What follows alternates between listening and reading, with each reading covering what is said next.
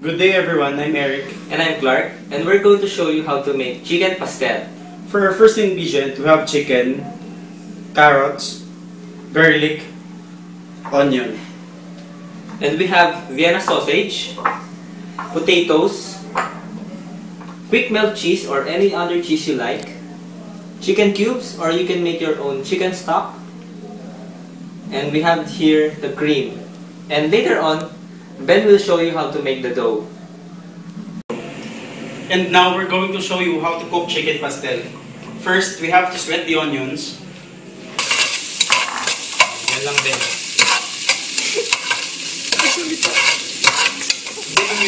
After sweating the onions, we can now add the garlic.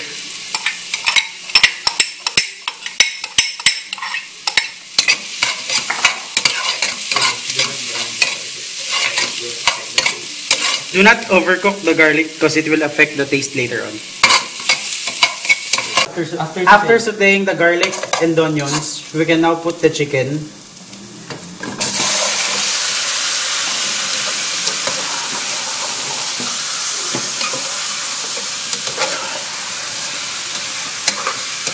After searing the chicken, we can now add the water.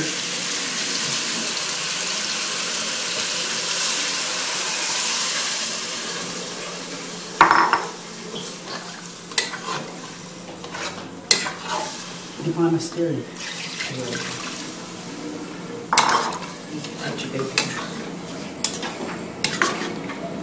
Now we can put the chicken cubes to add flavor.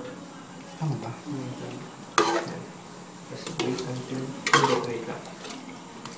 Wait until Ilalagay na ba yung carrots? Ilalagay na yung carrots, diba? Oo, para lumambot na. So, after putting the chicken cubes, we will now wait for the chicken to be half cooked. After that, we will add the carrots and the potatoes. Now that our chicken is half cooked, we can now add the carrots and the potatoes.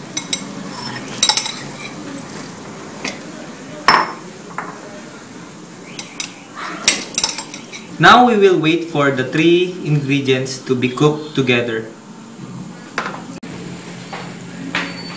After the chicken, the potato, and the carrots are cooked, we are now ready to put our cream.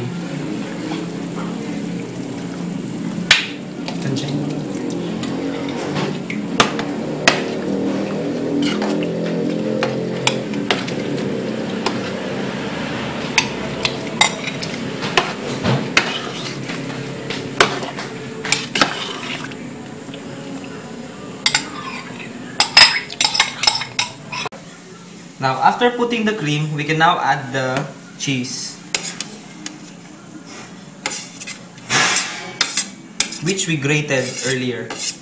So the cheese will act like a thickener for our chicken pastel.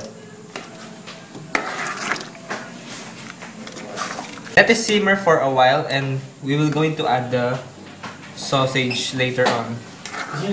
Plain pepper. Okay. After simmering for 5 minutes, now we'll put the sausage.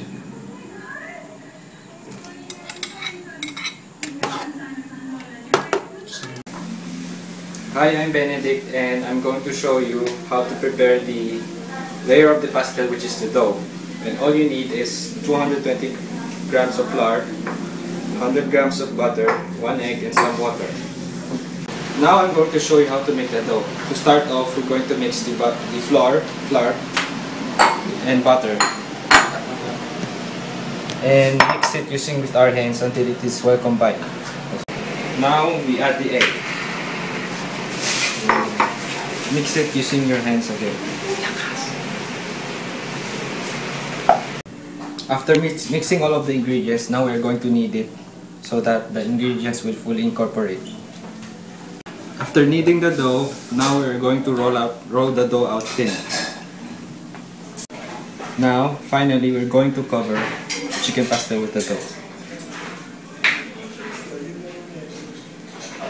Now we're going to place the chicken pastel in the oven at 150 degrees Celsius for at least 15 to 20 minutes. Now we just took it out from the oven and there you have it, our chicken pastel.